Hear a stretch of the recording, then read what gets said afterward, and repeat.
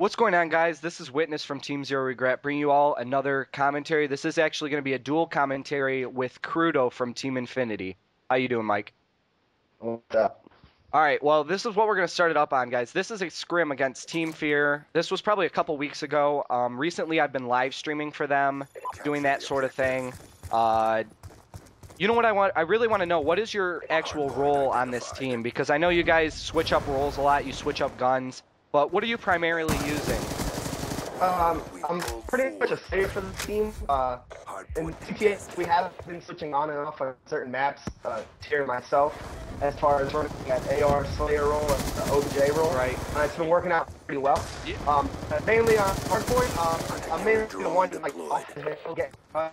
And I feel like we are getting, dominated on the hill. I'll be a little bit more aggressive and help cops on the hill.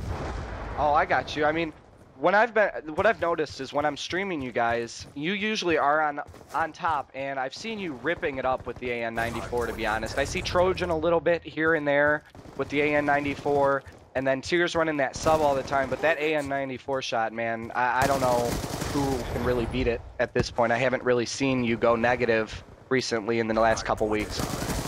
I don't know, man. I haven't gotten to play against Complexity yet. I've used two quick probably more things even when I've seen him use it. I was playing eights with him and actually started picking it up, and since then, dominating with it. Yeah, I guess so. I mean, what we've noticed is they did obviously put that FAL select fire back into the MLG scene.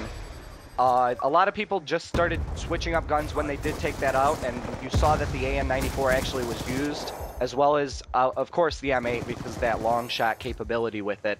But you still see, even though the FAL is allowed back into the game, you still see people running that AN-94. What do you think about the FAL versus the AN-94? Well, that's a good question. Yesterday, our first match for the Dallas qualifier, I actually used it against the team we played. I honestly have no trigger. I even have a scuff. Like Clay, they have that trigger thing. Yeah. I shoot like I'm 90. It's not. I think it's really neat, but for some reason I can't use it. I just think at 94. Because it's that automatic. It has a little recoil, but not definitely. Right. Well, I've noticed, like, when I've been using a lot of the FAL with my own team, I do use both guns, but the FAL, I've noticed, it does bounce a lot, but I get a lot of lucky headshots with it. I don't know if it's the recoil pattern of the gun, or if it's something of that. Ooh, there was a team kill right there. That was pretty. Yeah. Yeah, you scared the shit out of me. So I was looking at my mini-map this problem. Yeah, but I mean, like I was saying with the FAL, I seem to get a lot of headshots with it, and you see half the people that are using it, and then the other half of the people are using the AN-94. What I think, how about the SMGs? I know you don't really use the SMGs a lot. I've seen you run the MSMC, but PDW and MSMC controversy. What do you think's better between those two guns? I definitely play MSMC. It is a little bit stronger. I haven't played this game LAN, but I do talk to a few people that have played LAN, and they said that PDW is amazing on LAN. One of our players, Caustic, he actually was amazing with the PDW, and then he started switching to the MSMC too as well. I hope he goes back to that gun on LAN, because that kid was just disgusting with it. But I honestly, I like them both. I just feel like online, that the PDW is a little too weak, especially when you're, mainly Trojan host for us, and he's a West Coast, and I live in Florida. Yeah. So, I get dominated anytime I try and pick that gun, Yeah. Well, I mean, I've been to 2 events. This weekend, I actually am going to the Michigan Gamers for Giving. Hastro's going to be there, and some pros like Walshy from Halo. I did do just a little local LAN. It was kind of ghetto rigged, but I mean, I did get to try out all those guns. I didn't use much of the FAL, but the MSMC and PDW both seem to be pretty much the top tier 2 guns to use for SMGs. And I mean, I didn't really notice the difference. The only difference I noticed was the PDW has 50 bullets in the clip, which can really help you out at times when you're in those gunfights. You're trying to get those 2 or 3 pieces, getting people off the hard point, that kind of thing. So, but if they're both equal, I mean, I would suggest the PDW just because of that advantage with that extended clip.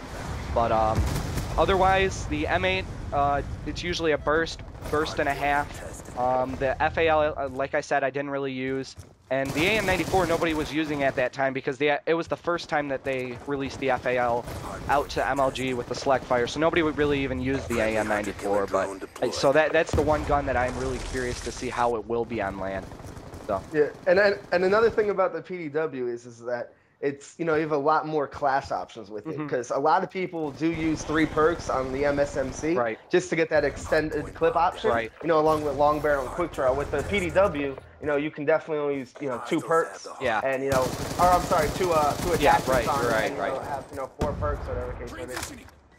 Yeah, well, I mean, what I've noticed is obviously the guns are going to be all tested out at these LANs, but also what are your favorite perks to run in this game? Because I know usually for the first perk you're running lightweight or flak jacket, but how about tactical mask or dexterity or extreme conditioning? What do you think the different roles should be using, as far as like Slayer using dexterity and the submachine gunners using that extreme conditioning? What do you think about it? I definitely think if you're running AR, Anchor, you should be running flak jacket, toughness. Third perk, dexterity or tac mask, depending on the team you're really playing. Right. As far as subs go, lightweight, toughness, and me personally, I run dexterity and extreme. But a lot of people will run, a lot of people would run dexterity, tac mask. But I personally feel a lot of people don't use stun. Exactly. They use more EMP, so it's really a waste. Right. I've noticed that too. When I look at my custom classes, you don't even see a lot of concussions, so it's more of the EMPs and smoke grenades that are being run now. And what's so cool about this community is back in, obviously, like Black Ops 1 and COD 4, Modern Warfare 2, all those games, it really was only the flashbang and the concussion, which concussions were mostly used because of the release time when you were throwing them. But now in this game, there's so much versatility with this game and all the different classes and all the different perks and all that kind of stuff. So you do see a lot of different things being run, which is what I think is one of the best parts about this game going to the pro circuit. Ready for deployment. Oh, definitely, for sure. Another thing too, I just want to talk about like our team a little bit, like how we got together. So basically, like Tier, myself, and Caustic, we've been together since MW3. We finished top 8 in like the CEW tournament, which is that big online tournament. Yep. We were getting some recognition, but then Tier went backpacking in Africa for a month, and kind of lost our recognition that we had. Yeah. And then going into this game, we really didn't have a fourth. We played with this kid named JP for a while, won a few tournaments, and then he ended up quitting. And then Trojan was a free agent. We played against him before, and we ended up picking him up. And rest is kind of history. We've been playing against a lot of top teams, like Fear, as you see here. Played against Envy a couple of times. Played against Complexity once when we first started playing. And they ended up shitting on us. But overall, we've been playing against some top teams. Splitting a few series. Sometimes 3-2, so on and so forth. But we definitely been, looking to, get a little bit more recognition in this game, as the pro circuit online qualifiers going on right now. I mean, tell me a little bit about that. So, did you already play your qualifier, or what's going on with that? Yeah, we played our first match yesterday. We got a bye first round. We played second round. We 2-0'd the team we played. It was Breakout Gaming. Okay. Tomorrow we play against VWS. Oh, that's going to be a good match. Yeah, that should be pretty good. And then if we beat them, we'll be playing Optic. So. Oh, well, that's exciting. I mean, the thing about the online qualifier is I watched a couple YouTube videos like Thrust. Sensor made a video, and he was talking about how unfair the seeding was because he's playing Unite first round, then I believe he's playing either Complexity or Envious second round. One of those are the second and third round, and then fourth round he's playing Optic. So Thrust pretty much has one of the hardest brackets for this online qualifier. But in Black Ops 1, it was a total different case where it was the ladder, and you got ladder points, and then went to...